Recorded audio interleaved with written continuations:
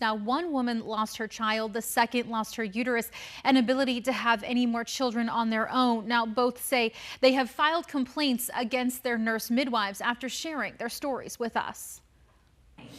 Kaylee Hill wanted one thing most in life. If anyone who knew me always knew that I wanted to be a mom. When she became pregnant, she met with an OBGYN. She was like, whoa, not many people ask this many questions. So I got a bad vibe. So Kaylee opted for natural care at Mesa's Willow Birth Center. When I was searching and asking around, Willow was like one of the better rated. At 24 years old, in October of 2022, her dreams became a reality. He was great.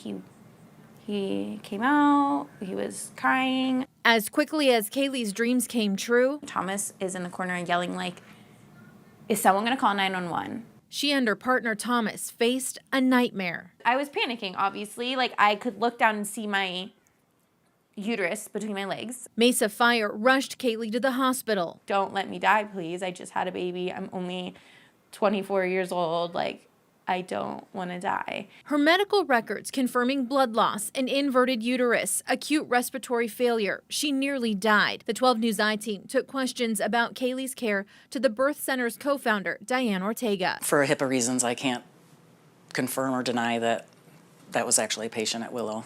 Carson and Daniel Nisis also choosing natural care at the Willow Center. We always left those appointments feeling really happy and reassured. But 4 days after their baby Winston was born at the Willow Birth Center, Winston died at the hospital in June of 2023. They did an MRI, and the MRI showed how severe the damage was. And, at that point,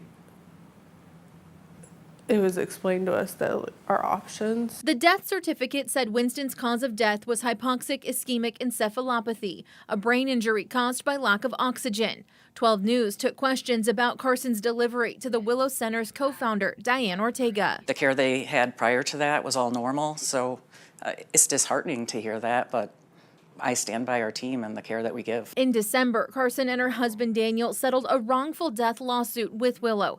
Willow said they deny liability or responsibility in the case. Grieving pretty hard, and it was through conversations with people that I know who had babies, where I started to put together okay, that was not okay. And only now, more than 2 years after Kaylee's emergency hysterectomy and nearly 2 years after the Nisis family lost Winston, both families have made complaints about the midwives to the nursing board.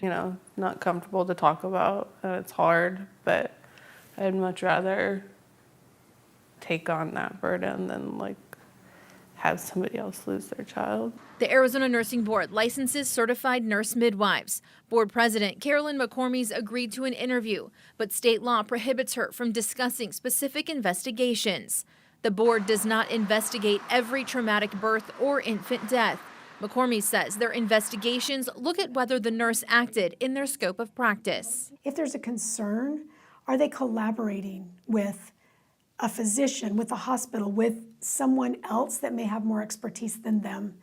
Are they doing that quickly and appropriately? An investigation can lead to a summary suspension, and the nurse has a right to a hearing. When the board decides to summarily suspend someone's license, they are required to cease practice immediately. Nurse licensing information is public through the Arizona Board of Nursing and national records.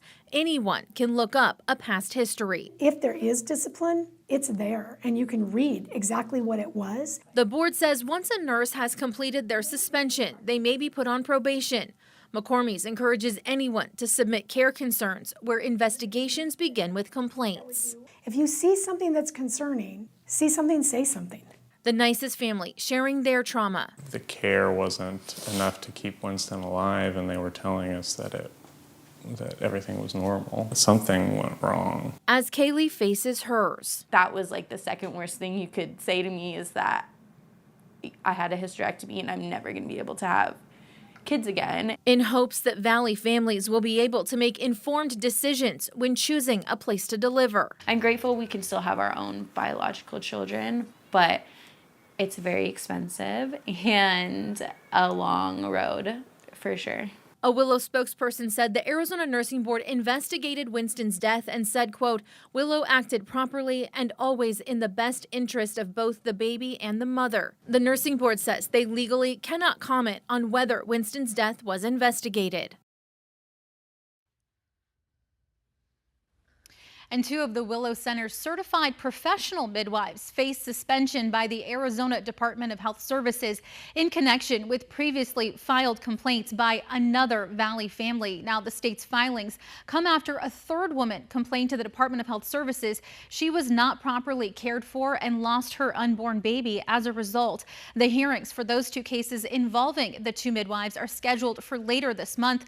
A Willow spokesperson told 12 News they deny and are challenging the ADHS findings there. So stay with 12 News as we continue to follow these cases very closely.